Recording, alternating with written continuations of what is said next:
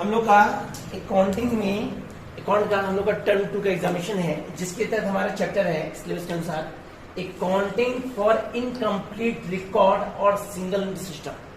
ये accounting for incomplete record क्या होता है और सिंगल विंडो सिस्टम क्या होता है, इसको जानने से पहले जान लीजिए कि अभी हम अकाउंटिंग के तहत बिजनेस के तहत पढ़ते हैं कि बिजनेस में जो भी ट्रांजैक्शन होता है उस ट्रांजैक्शन को हम लोग डबल इंटरेस्ट सिस्टम के तहत सोच सकते हैं।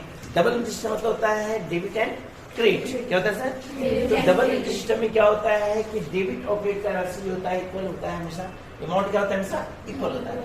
इसके तहत जब डबल इंटरेस्ट सिस्टम बनाते हैं तो बेसिकली उसमें रूल और रेगुलेशन का यूज करते हैं, नियम और कानून का। जब भी हम डबल इंटरेस्ट बनाते हैं तो उसमें हम लोग प्रिंसिपल का रूल का यूटिलाइज करते हैं। जब तक रूल का यूटिलाइज नहीं करेंगे तो ये जनरल रूल होता है debit the receiver credit the giver, होता है सर, पर्सनल अकाउंट का रूल होता है। तो जितना भी रूल एंड कंडीशन यूज करते हैं वो सारे यूज करते हैं डबल इंटरेस्ट सिस्टम में, और जिसमें रूल नहीं यूज करते हैं उसके तहत क्या बनाते हैं लोग इनकम्प्लीट रिकॉर्ड। मतलब इनकम्प्लीट रिकॉर्ड के तहत हम लोग कैश और विड्रॉ का अमाउंट यूज करते हैं बेसिकली इनकम्प्लीट रिकॉर्ड। तो इनकम्प्लीट रिकॉर्ड का डेफिनेशन क्या हुआ, बोला है हमारा कि सबसे पहला बात ये हमारा डबल सिस्टम नहीं होता है। सिंगल सिस्टम के तहत ये हमारा डबल सिस्टम नहीं होता है, इसमें यूटिलाइज करते हैं केवल सिंगल एंट्री सिस्टम। तो सिंगल एंट्री सिस्टम के तहत बोला है कि यह लेखा पद्धति जो लेखा प्रणाली पर पूर्णतः आधारित नहीं होती है, जिसका इसको कहते हैं सिंगल एंट्री सिस्टम। क्या कहते हैं? Single entry system. इसके अंतर्गत कैश एवं व्यक्तिगत खाते यूज करते हैं। कैश मतलब होता है हमारा कैश अकाउंट और व्यक्तिगत मतलब होता है हमारा ड्राइंग अकाउंट। क्या होता है हमारा ड्राइंग अकाउंट। इसके तहत बेसिकली हम लोग कैश एंड ड्राइंग का यूज करते हैं। क्या यूज करते हैं सर? कैश एंड ड्राइंग का। इसमें सबसे इंपॉर्टेंट बात यह है कि जब भी हम लोग अनकम्प्लीट बनाते हैं तो उसमें कहा गया है कि इसमें हिसाब किताब रखने की कोई भी नियम कानून नहीं है। जबकि डबल सिस्टम क्या है, इसमें रूल है। डबल सिस्टम क्या है, रूल के आधार बनता है, और बेसिकली ये रूल के आधार पे नहीं बनता है। सिंगल सिस्टम बोला है कि बेसिकली इसमें केवल ओनली पर्सनल अकाउंट क्या है। कौन अकाउंट जाते हैं? पर्सनल मतलब होता है व्यक्तिगत खाते। कौन खाते हैं सर? व्यक्तिगत खाते। किसके तहत? Accounting for incomplete record. मतलब जो भी हमारा ट्रांजेक्शन जो डबल सिस्टम नहीं आता है उन सारे को कहाँ पुट आउट करते हैं? Single entry system. जहाँ डबल है वहाँ डबल पुट करेंगे और जहाँ सिंगल वो। तो बेसिकली इसके तहत हम दो चीज बनाते हैं। सबसे पहले बनाते हैं स्टेटमेंट ऑफ अफेयर्स। देखिए ध्यान से, इसमें हम बनाते हैं, इसमें बेसिकली हम बनाते हैं सबसे पहला statement of affairs. Statement of affairs और दूसरा बनता है statement of profit and loss. तो स्टेटमेंट ऑफ अफेयर्स जो होता है वो एक बैलेंस शीट की तरह होता है, लेकिन ये बैलेंस शीट नहीं है। ये balance sheet basically balance sheet बनाते थे डबल एंट्री सिस्टम में। डबल एंट्री सिस्टम में जब भी हम लोग बैलेंस बनाते थे तो हमेशा लायबिलिटीज और एसेट का अमाउंट से क्या होता था? बराबर होता था। क्या होता था? लेकिन जब सिंगल एंट्री सिस्टम या इनकम्प्लीट रिकॉर्ड के तहत हम बैलेंस बनाएंगे तो बेसिकली इसमें हमको निकालना है, आपको कैपिटल क्या निकालना है सर? बेसिकली इसमें हमको निकालना है कौन सा? Capital amount. मतलब स्टेटमेंट ऑफ अफेयर बनाने का ऑब्जेक्ट होता है हमको क्या निकालना है? स्टेटमेंट ऑफ अफेयर्स बनाने का ऑब्जेक्ट है हमको निकालना क्या है? उसके बाद इसी कैपिटल को यूज करना है सर प्रॉफिट एंड लॉस। तो इसके तहत दो अकाउंट बनता है, सबसे पहले स्टेटमेंट ऑफ अफेयर्स और दूसरा बनता है हमारा। तो कैसे बनता है? सबसे पहले स्टेटमेंट ऑफ अफेयर्स। तो जब स्टेटमेंट ऑफ अफेयर्स बनाते हैं तो यहाँ लिखते हैं स्टेटमेंट ऑफ अफेयर्स। यहां लिखेंगे as on for the ending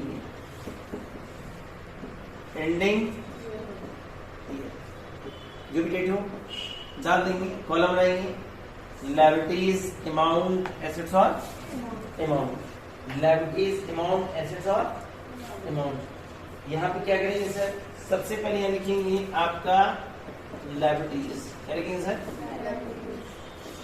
यहाँ लिखेंगे आपका अमाउंट, क्या लिखेंगे सर? यहाँ लिखेंगे आपका एसेट्स, क्या लिखेंगे? और यहाँ क्या लिखेंगे? लिखने के बाद यहाँ क्या करेंगे? जितना भी हमारा लायबिलिटीज हो, जैसे बिल्स पेबल, जैसे आउटस्टैंडिंग एक्सपेंसेस, जैसे बैंक लोन, जैसे हमारा हो गया क्रेडिटर, जैसे हो गया हमारा आउटस्टैंडिंग एक्सपेंसेस हो गया sir bank overdraft,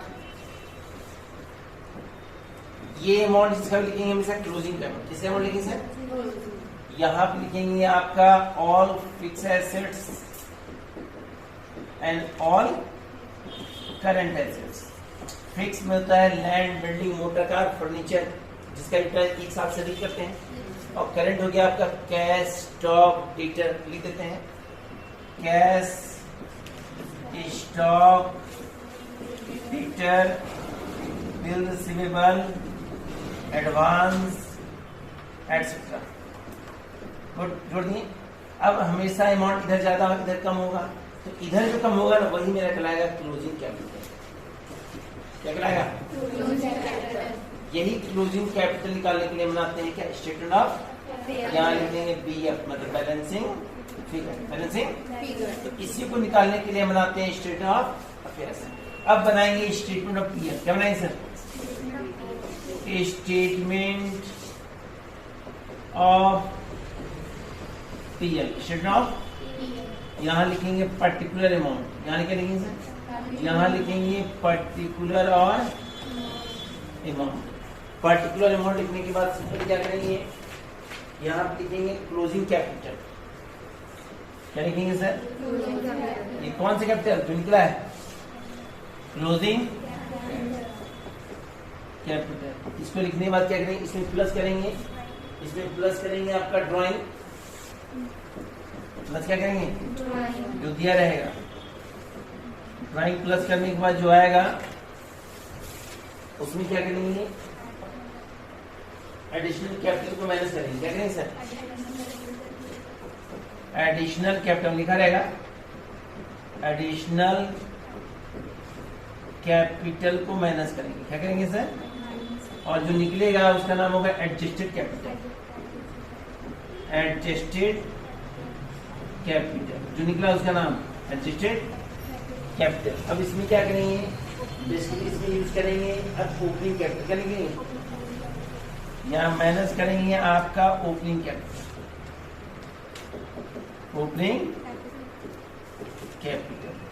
opening capital minus करेंगे। आपका आंसर प्लस में आएगा तो ये कहलाएगा प्रॉफिट। क्या कहलाएगा? और यदि माइनस में क्या कहलाएगा? तो कहने का मतलब है स्टेट ऑफ अफेयर्स आपका सेम बैलेंस की तरह होता है, लेकिन इसमें इक्विवेलेंट नहीं होता है। इसमें बेसिकली हम लोग कैपिटल निकालते हैं और इसी कैपिटल के तहत क्लोजिंग कैपिटल के तहत क्या बनाते हैं? State of PL, state of PL। Clear?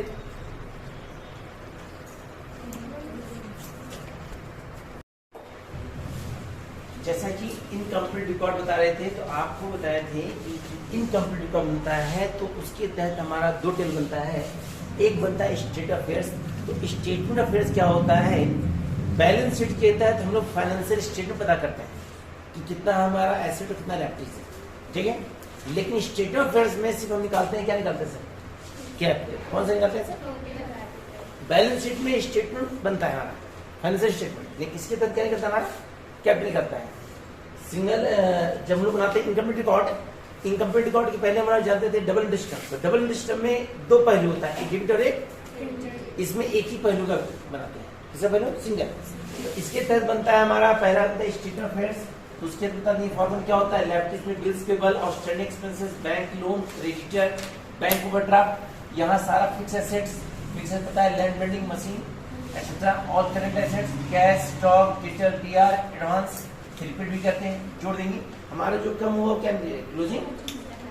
उसके बाद बनाएंगे प्रॉफिट लॉस, क्लोजिंग कैपिटल जो निकला सो इसमें प्लस करेंगे ड्राइंग, माइनस करेंगे एडिशनल कैपिटल, निकलेगा एडजस्टेड कैपिटल, माइनस करेंगे ओपनिंग कैपिटल। यदि प्लस माइनस आ जाता है तो प्रॉफिट, माइनस आता है तो। अब इसके तहत एक क्वेश्चन देखिए, ध्यान से क्वेश्चन देखिए। मान लीजिए हमारा दिया हुआ है क्वेश्चन में कैश का अमाउंट दिया है हमारा 1 लाख, कितना दिया सर?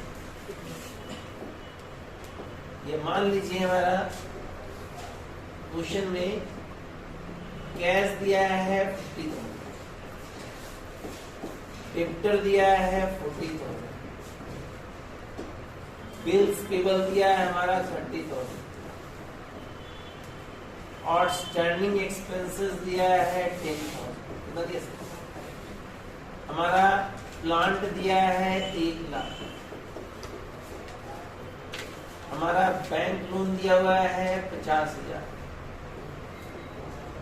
बैंक लोन दिया है 50,000, हमारा क्रेडिटर दिया है 30,000, हमारा बिल रिसीवेबल दिया है 60,000, ठीक है।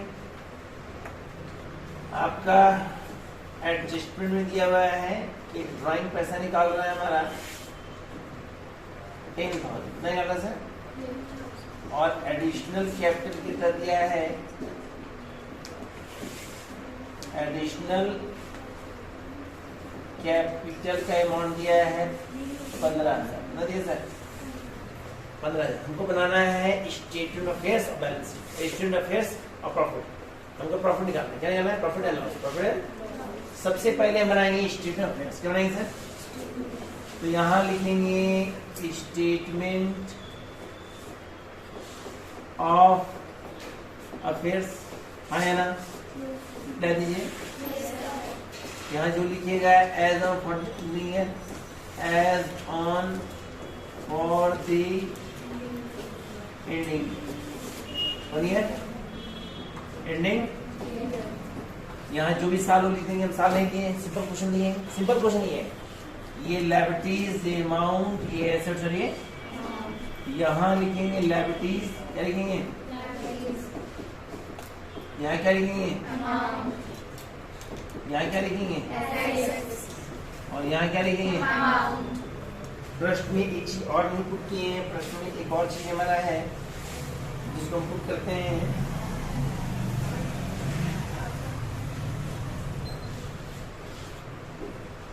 Opening capital.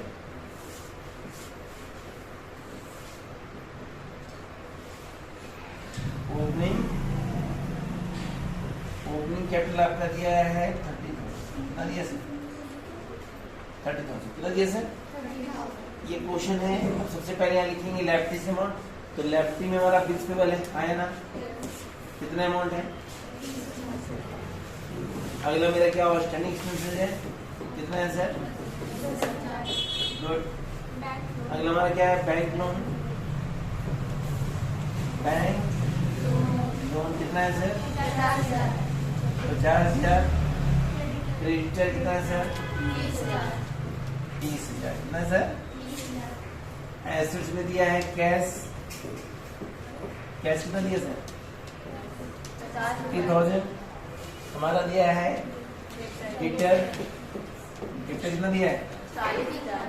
40,000। हमारा दिया है प्लांट, प्लांट कितना दिया सर? 1 लाख। हमारा प्लांट के बाद दिया हमारा कितना दिया? 60,000। दिक्कत कुछ नहीं है, इसको प्लस करेंगे सर तो हमको लग रहा है ज्यादा एसेट्स है। 2,50,000, 2 लाख। यहाँ भी लिखना है कितना? 2 लाख। दिक्कत अब यहाँ मात्र है आपका 40, 90, 120 है, तो जो कम है करने के लिए क्लोजिंग कैपिटल, क्लोजिंग पीएफ लिखेंगे क्योंकि बैलेंसिंग फिगर है। तो 2,50,000 में जाएगा 1,20,000, बचेगा 1,30,000, कितना बचेगा? आपका जो निकला है अमाउंट, आपका अमाउंट निकला कितना सर? किस नाम से? 40, 50, 90, 20, 30। अब बनेगा पीएल, क्या बनेगा? तो जब पीएल बनेगा तो आपको करना कुछ नहीं, ये पर्टिकुलर अमाउंट तो दिक्कत यहाँ लिखेंगे क्लोजिंग कैपिटल, क्या लिखेंगे सर? क्लोजिंग कैपिटल जो 1,30,000, कितना सर? आपको पता है इसमें जोड़ते हैं ड्राइंग, क्या जोड़ते हैं सर? ड्राइंग का अमाउंट दिया कितना सर? 10,000। ये हो गया 1,40,000 कितना हो गया। इसमें माइनस होगा हमारा एडिशनल कैपिटल, क्या माइनस होगा एडिशनल कैपिटल। तो एडिशनल कैपिटल अमाउंट कितना दिया सर 15,000 कितना दिया सर, तो माइनस निकलेगा 1,25,000 1,25,000।